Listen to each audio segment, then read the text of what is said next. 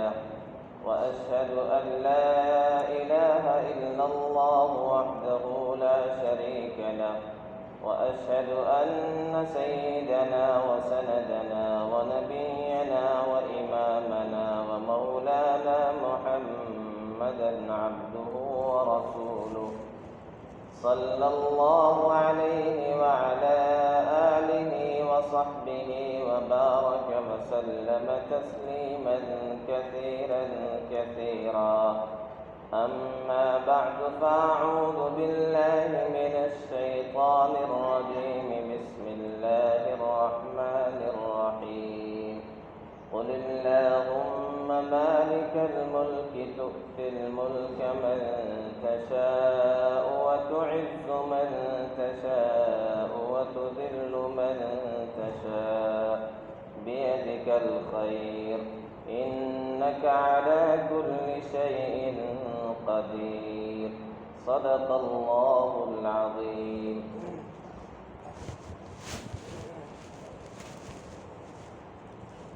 جب گلستان کو خوں کی ضرورت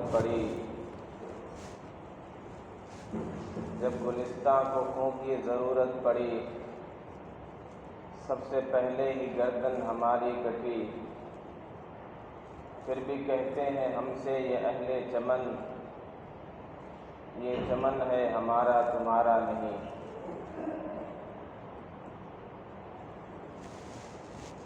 15 اگست آنے والا ہے جو ہمارے وطن میں ایک تہوار کے طور پر منایا جاتا ہے، جس دن انگریزوں کی غلامی سے نجات ملی. اس موقع پر قربانیوں کا تذکرہ ہوتا ہے، مجاہدین آزادی کے.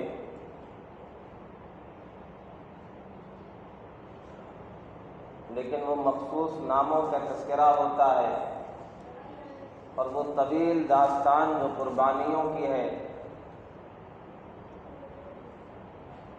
ایک لمبی عزیمتوں کی جد و جہد کی جو تاریخ ہے، اسے پس پش ڈال دیا جاتا ہے. اور اب تو یہ صورتحال ہے کہ عناد اور حسد کی بنیاد پر تاریخ کو بالکل مسخ کیا جا رہا ہے،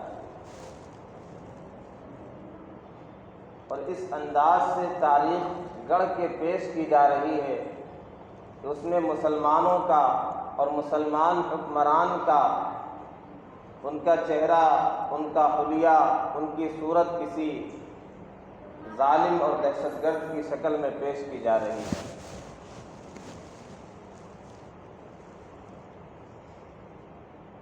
تاریخ شاہد ہے مسلمان جہاں بھی گئے، مجموعی طور پر مسلمان حکمران، انہوں نے وہاں ترقی اور خوشحالی کے لیے کام کیا ہے، وہاں امن و امان قائم کیا ہے. بعض ظالم حکمران بھی ملیں گے، لیکن مجموعی طور پر مسلمانوں نے امن و امان کو بحال کیا ہے، وہاں ترقی اور خوشحالی کے لیے انہوں نے کام کیا ہے.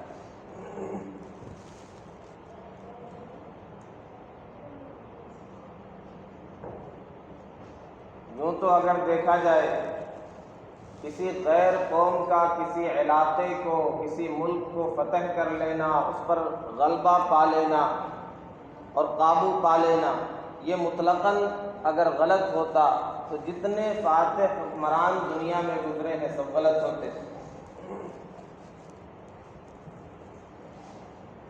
لیکن ظاہر سی بات ہے کوئی بھی عمومی طور پر حکمرانوں کو اور فاتحین کو کوئی بھی عام طور پر غلط نہیں کہتا کہ ہر کوئی غلط تھے، ہر ایک نے غلط کیا فتح کر کے علاقوں کو.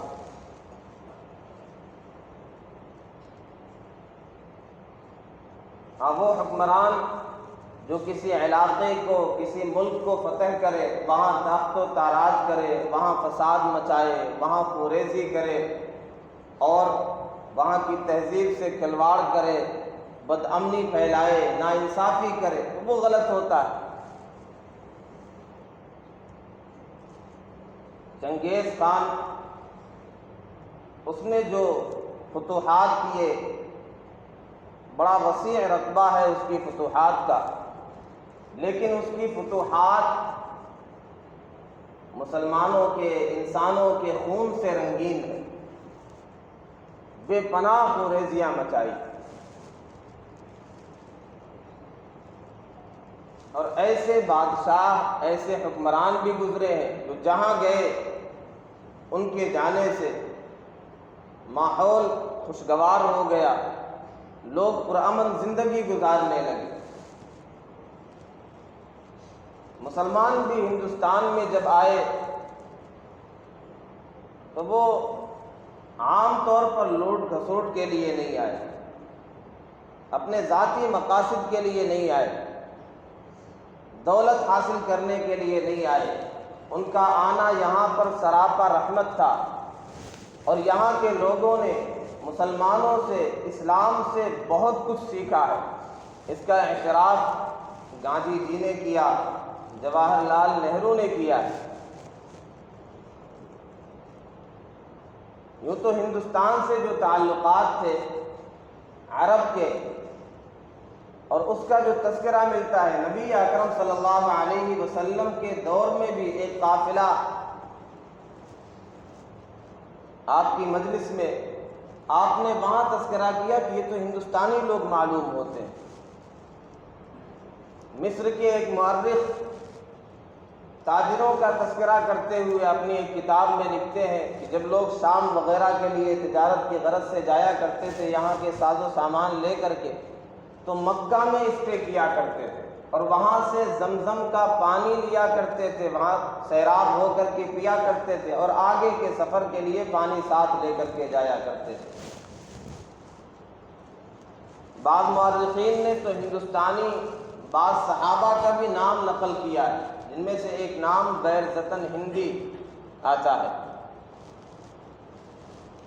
نبی اکرم صلی اللہ علیہ وسلم کا جب شق القمر کا معجزہ پیش آیا، جب چاند دو ٹکڑے ہوا، تو اس وقت کا جو راجا تھا جس کا نام سامری یا کچھ اور نام مورخین نے نقل کیا، اس نے دیکھا تو اپنے یہاں جو کاہن تھے، جو علم نجوم کے ماہرین تھے، ان سے تحقیق کرائی تو پتہ یہ چلا کہ نبی آخر الزماں دنیا میں تشریف لائے ہیں، ان کا معجزہ ظاہر ہوا ہے۔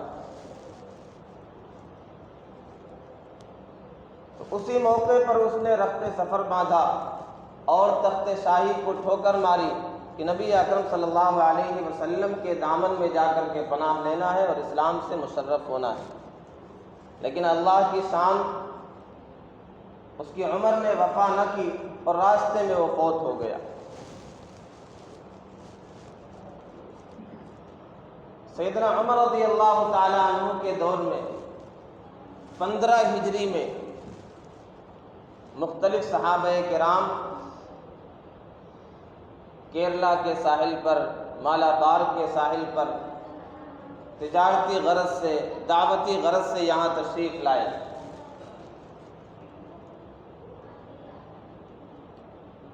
پھر سیدنا عثمان غنی رضی اللہ تعالی عنہ کے دور میں بھی چند صحابہ یہاں پر تشریف لائے۔ باقاعدہ محمد بن قاسم وہ 93 ہجری میں جو تشریف لائے،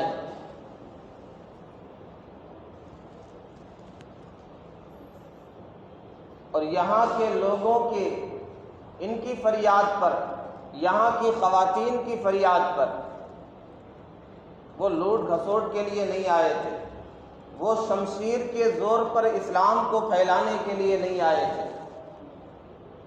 مورخین لکھتے ہیں کہ اسلام کی آمد سے پہلے یہاں بدھ مذہب زیادہ رائج تھا، آرین بھی کچھ تھے اور برہمن بھی کچھ تھے،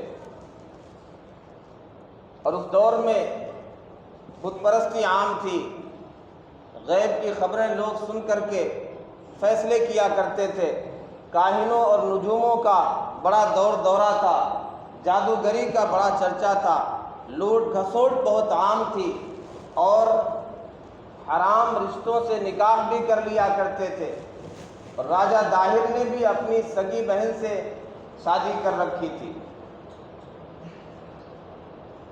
ظلم و فساد تھا، بد امنی تھی، انارکی تھی۔ چند خواتین کی فریاد پر محمد بن قاسم یہاں آئے، اور جب وہ یہاں آئے، یہاں انہوں نے حکومت کی، واپس جانے لگے تو یہاں کے بڑے بوڑھے، یہاں کے بچے، یہاں کی خواتین منت سماجت کرنے لگے کہ آپ یہاں سے نہ جائیے، آپ ہمیں چھوڑ کر چلے جائیں گے، ظالم طاقتیں پھر سے سر اٹھائیں گی، ہمارا جینا دشوار ہو جائے گا، بد امنی عام ہو جائے گی، آپ یہیں رہ جائیے۔ یہاں تک لکھا ہے مورخین نے کہ محمد بن قاسم کے پتلے بنا لیے تھے، ایسی عقیدت اور محبت کرتے تھے لوگوں سے۔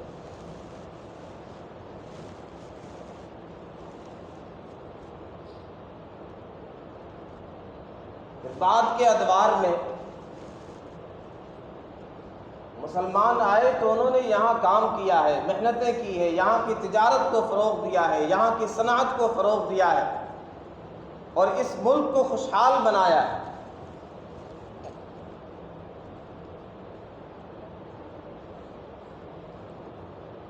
یوں تو مسلمان بادشاہ بہت آئے، لیکن باقاعدہ جو طویل حکومت کا سلسلہ مسلمانوں کا شروع ہوا ہے وہ ظہیر الدین بابر کے دور سے۔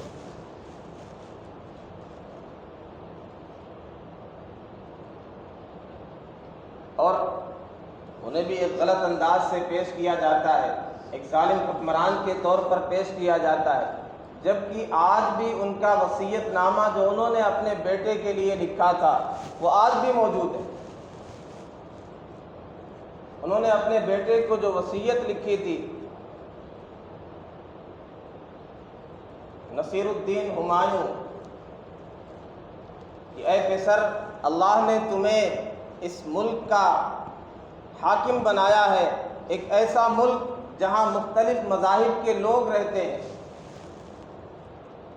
یہاں کے لوگوں کے ساتھ برتاؤ اور سلوک کرنے میں مذہبی عصبیت کو اپنے دل کی تختی سے دھو دینا، یعنی عصبیت کا معاملہ نہیں کرنا کہ یہ میرے مذہب کا ہے لہذا اس کے ساتھ اچھا برتاؤ ہو، یہ ہندو ہیں ان کے ساتھ مظالم ڈھائے جائیں، ہرگز یہ چیزیں نہیں ہونی چاہیے۔ جو رعایا، جو عوام کسی بھی مذہب کے ماننے والے ہوں، تمہارے ماتحت ہیں، ان کے عبادت خانوں کو، ان کے مندروں کو مسمار نہیں کرنا ہے، اور یاد رکھنا طاقت سے زیادہ، تلوار سے زیادہ احسان کام آتا ہے، لوگوں کے ساتھ احسان کرو گے یہ تمہارے ماتحت ہو جائے گی۔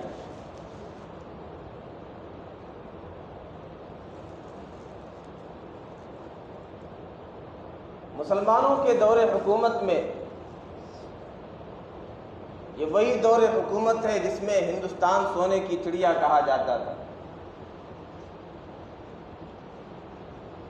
پروفیسر ہیرین یہ کہتے ہیں کہ اس کی مالداری کا، اس کی خوشحالی کا، اس کی فارغ البالی کا تذکرہ ملکوں میں مشہور تھا۔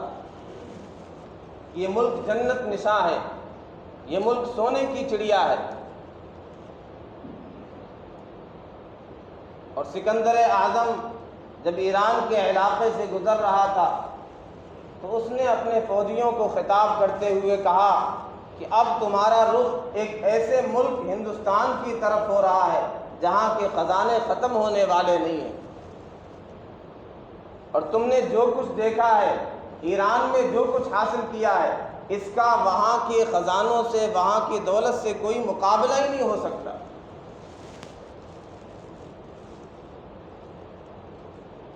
اورنگزیب عالمگیر رحمۃ اللہ علیہ نے اپنے دور میں دہلی اور آگرہ کے جو شاہی خزانے تھے ان کی جانچ پڑتال شروع کی کہ کتنے ہیں، کتنی مقدار میں خزانے ہیں شاہی۔ تو ہزاروں لوگوں کو صرف چاندی کے سکے گننے پر لگایا گیا. 6 مہینے گزر گئے اور پتہ یہ چلا کہ ابھی صرف ایک علاقے کے چاندی کے سکے گننے میں آئے. اس کے علاوہ اشرفیاں اور سونے اور جواہرات جو ساری چیزیں تھیں وہ الگ تھیں. تو انہوں نے اس کام کو وہیں پر روک دیا اور دکن کی مہم پر پھر آگے روانہ ہو گئے. جنرل باسو ایک مورخ کہتا ہے کہ رعایا کی جو خوشحالی تھی، جو ملک کی مالداری تھی اور جو امن و امان تھا، مسلمانوں کے دور حکومت میں وہ سونے کے حروف سے لکھے جانے کے قابل ہے. اور شاہ جہاں کے دور حکومت میں جو عدل و انصاف تھا، جو خوشحالی تھی، جو فارغ البالی تھی، وہ بے نظیر اور بے مثل تھی.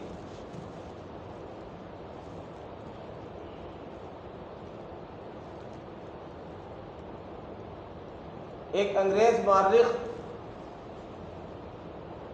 کیپٹن الیگزینڈر جو اورنگزیب عالمگیر رحمۃ اللہ علیہ کے دور میں 25 سال رہا ہندوستان میں، اس نے کہا یہاں مذہبی رواداری تھی، مذہب کی بنیاد پر کوئی منافرت نہیں تھی. دلی کے قریب میں کوئی 100 کلومیٹر پر ٹھٹھا ایک شہر، ایک بستی کا تذکرہ اس نے کیا ہے. یہاں ایک مسلم ہے تو 10 ہندو ہیں، یعنی یہ ریشو ہے. ہر ایک کو اپنے مذہب کے اعتبار سے عمل کرنے کی آزادی ہے. ہندو لوگ اپنی مذہبی رسومات ادا کرتے ہیں، ورت رکھتے ہیں، تہوار اپنے طور پر مناتے ہیں. جیسے اپنی ہندوؤں کی حکومت میں ساری چیزیں کی جاتی ہے، اسی طریقے سے مکمل اختیار ہے، ساری چیزیں کرتے ہیں. ہاں، جب مردوں کو جلایا جاتا ہے تو عورتیں ستی نہیں کرتی، یعنی ان کے ساتھ انہیں بھی نہیں جلایا جاتا، جو غلط رسم تھی مسلمانوں سے سیکھ کر کے اس سے چھٹکارا ملا.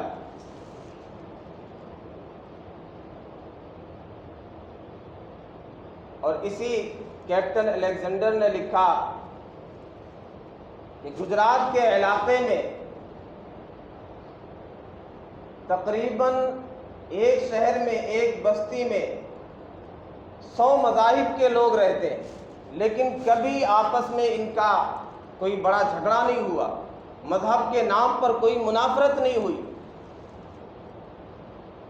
اور مالداری کا یہ عالم ہے کہ مورخین کے مطابق وہاں کے ایک سرمایہ دار کا تذکرہ ملتا ہے جن کا نام عبد الغفور، سورت کے، گجرات کے. مورخین کہتے ہیں ان کے پاس اتنا مال تھا کہ ایسٹ انڈیا کمپنی کے مال کے برابر مال تھا، تنہا ان کے پاس، عبد الغفور کے پاس. اور بنگال کے بعض سرمایہ داروں کا تذکرہ ملتا ہے کہ انگلستان کے بڑے بڑے بینکوں جیسا ایک ایک فرد کے پاس سرمایہ ہوتا تھا، مال دولت ہوتی تھی.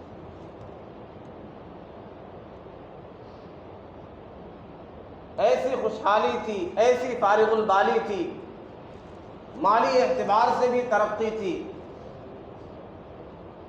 اور زراعت کے اعتبار سے اللہ تعالیٰ نے ہندوستان کی سرزمین کو زرخیز بنایا.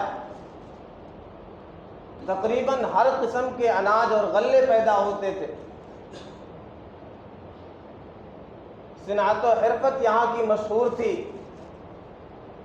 جہاز تیار کرنے میں یہاں کے لوگ ماہر تھے. لوہے سے طرح طرح کی چیزیں بنانا اس میں ماہر تھے. نبی اکرم صلی اللہ علیہ وسلم کے دور ہی میں یہاں کی تلوار مشہور تھی، اور نبی اکرم صلی اللہ علیہ وسلم کو سیف مہندو کہا گیا بعض اشعار میں کہ آپ ہندوستانی تلوار ہیں. علمی اعتبار سے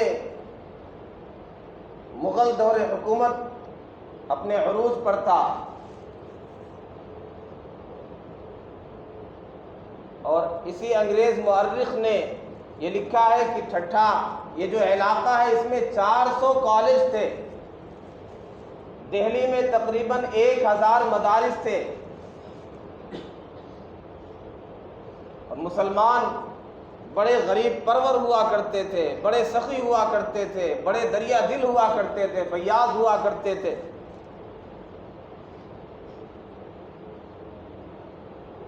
بعض بادشاہ وہ 1-1 لاکھ جوڑے غربا میں سال میں 2 مرتبہ تقسیم کیا کرتے تھے۔ ان کے شاہی دسترخوان پر 20-20 ہزار لوگ مفت میں کھایا کرتے تھے۔ علماء کے لیے، اہل علم کے لیے الگ خصوصی انتظام ہوا کرتا تھا۔ یہ فراوانی تھی، یہ وسعت تھی، یہ خوشحالی تھی، یہ ساری چیزیں دیکھ کر کے لوگ ادھر متوجہ ہوئے۔ 1499 میں سب سے پہلے پرتگالی انہوں نے اس کی دریافت کی۔ وہ جہاز رانی میں ماہر ہوا کرتے تھے اور بڑے بہادر ہوا کرتے تھے، اولو العزم ہوا کرتے تھے۔ انہوں نے اپنے جہاز ڈالے اور افریقہ کے ساحلی علاقوں سے ہوتے ہوتے بحر ہند تک پہنچ گئے۔ یہاں آ کر کے انہوں نے کاروبار شروع کیا، تجارت شروع کی، اور اتنا منافع ہوا کہ اپنے شہروں کو انہوں نے جنت نشاں بنا لیا یہاں سے کما کر کے۔ جب انہیں لوگوں نے دیکھا، فرانس کے لوگوں نے اور انگلینڈ اور برطانیہ اور جرمنی اور دیگر علاقے کے لوگوں نے، تو ان کی بھی آنکھیں خیرہ ہو گئیں، چگا چوندھ ہو گئی۔ انہوں نے بھی ارادہ کیا کہ ہم بھی یہاں چلتے ہیں، اپنی منڈی چمکاتے ہیں، اپنے کاروبار کو چمکاتے ہیں، اپنے ملک کو چمکاتے ہیں۔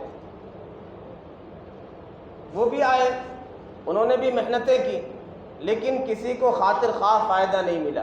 انگریز جب آئے تو وہ تاریخ ہمیں معلوم ہے کہ وہ یعنی 1599 میں انہوں نے 30,000 پاؤنڈ سے ایسٹ انڈیا کمپنی کی بنیاد رکھی اور تجارت کی غرض سے وہ داخل ہوئے۔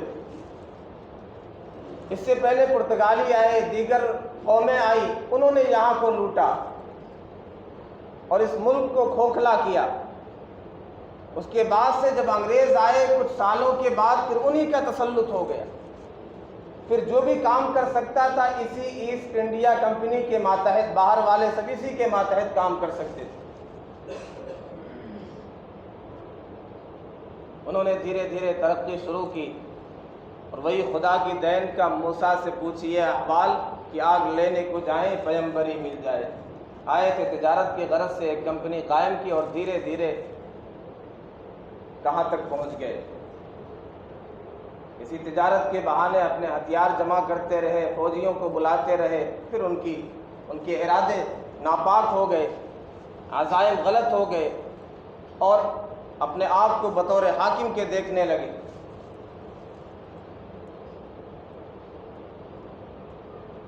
اب بدقسمتی یہ ہے کہ ہمیں جو تاریخ بتلائی جاتی ہے وہ 1857 سے، اور پھر مسلمانوں کا نام نہیں آتا، اور مسلمانوں کا جہاں تذکرہ ہوتا ہے خاص طور پر 1-2 حکمران بادشاہوں کا اس انداز سے جیسے کوئی ڈاکو ہوں، کوئی لٹیرے ہوں، کوئی دہشت گرد ہوں۔ ہمارے سامنے پوری تاریخ ہو، اور عجیب بات یہ کہ انگریز مورخین کی لکھی ہوئی تاریخ ہمارے پاس ملے گی، جنہوں نے حق بیانی کی ہے، جنہوں نے انصاف سے کام لیا۔ وہ بتلاتے ہیں کہ مسلمانوں کا دور کتنا عروج کا دور تھا، کتنے امن کا دور تھا، کتنی خوشحالی کا دور تھا، کیسی فارغ البالی کا دور تھا۔ خاص طور پر اورنگزیب عالمگیر رحمۃ اللہ علیہ کے بارے میں یہ پروپیگنڈا کیا جاتا کہ مندروں کو گراتے تھے، زبردستی ہندوؤں کو مسلمان کیا جاتا تھا۔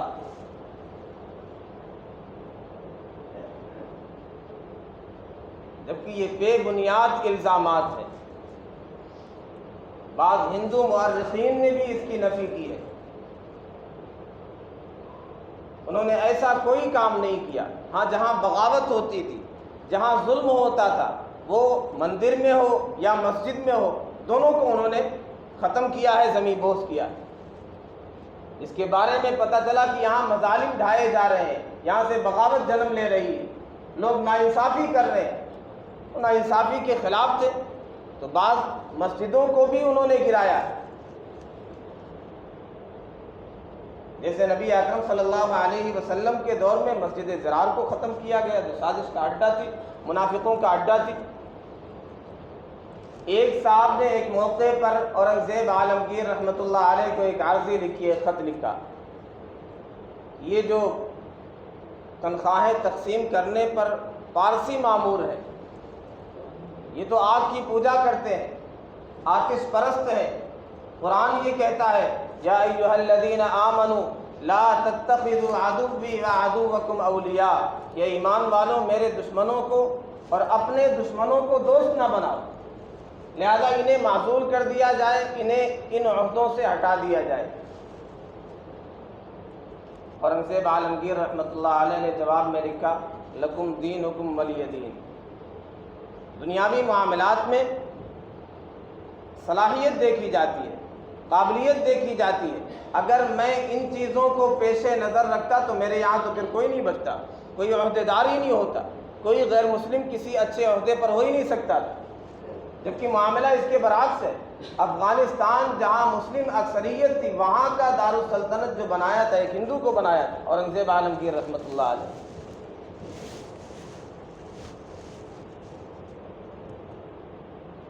تو یہ تاریخ کو مسخ کرنے کی کوششیں کی جا رہی اور ہمیں بھی کوئی واقفیت نہیں۔ اور پھر جب جنگ آزادی کا تذکرہ ہوتا ہے 15 اگست میں، 26 جنوری میں، تو 1857 سے شروع کی جاتی ہے۔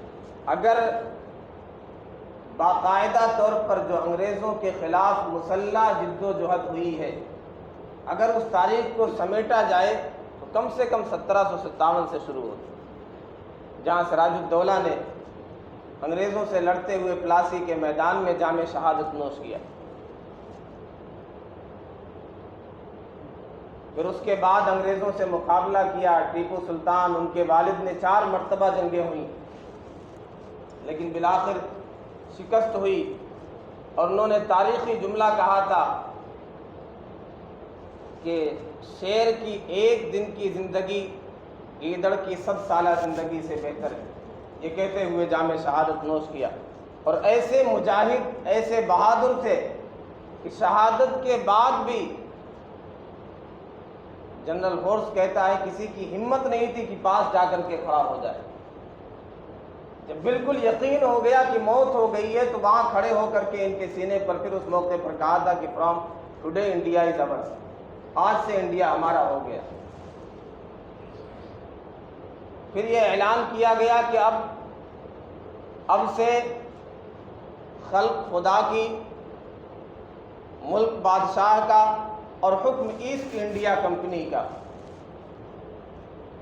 پھر وہاں سے 1703 میں شاہ ولی اللہ محدث دہلوی رحمۃ اللہ علیہ کے بڑے بیٹے شاہ عبدالعزیز محدث دہلوی رحمۃ اللہ علیہ، انہوں نے کہا کہ اب ہمارا ملک دارالحرب ہو گیا، اس کی آزادی کے لیے جد و جہد کرنا، کوشش کرنا مسلمانوں پر، ہم سب پر فرض ہو گیا۔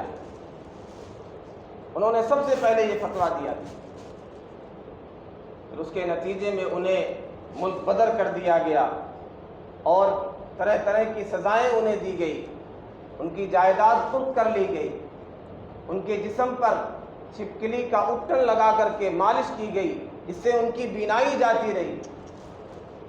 لیکن وہ مرد مجاہد، انہوں نے جو موقف اختیار کر لیا تھا اس سے 1 انچ بھی پیچھے ہٹنے کے لیے تیار نہیں ہوئے، ان کے پائے ثبات میں کسی طرح کی کوئی لغزش نہیں آئی، اور اپنی زندگی میں انہوں نے اپنے شاگردوں کو تیار کر دیا آزادی کی محنت کے لیے۔ شاہ اسماعیل شہید اور سید احمد شہید رحمہم اللہ کو انہوں نے تیار کر دیا۔ انہوں نے ملک کے مختلف علاقوں میں، خطوں میں جا کر کے محنتیں کی، دورے کیے، گشت کیے، اور انگریز کے خلاف لوگوں کو کھڑا کیا۔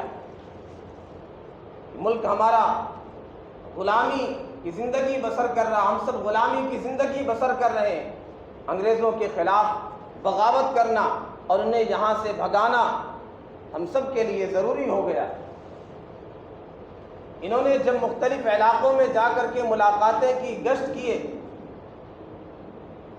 تو غازی آباد کے ایک علاقے میں ایک صاحب نواب فرزند علی خان، ان کا تذکرہ ملتا ہے، انہوں نے 1 لاکھ سونے کے سکے دیے تھے کہ آزادی وطن کے لیے اسے خرچ کیا جائے، اور اپنے ایک بیٹے کو شاہ صاحب کے حوالے کرتے ہوئے کہا تھا کہ شاہ صاحب میں یہ چاہتا ہوں جیسے سیدنا ابراہیم علیہ السلام نے اللہ کی رضا کے لیے اسماعیل کے گلے پر چھری چلائی تھی، میں یہ چاہتا ہوں آزادی وطن کے لیے میرے بیٹے کے گلے پر چھری چلائی جائے۔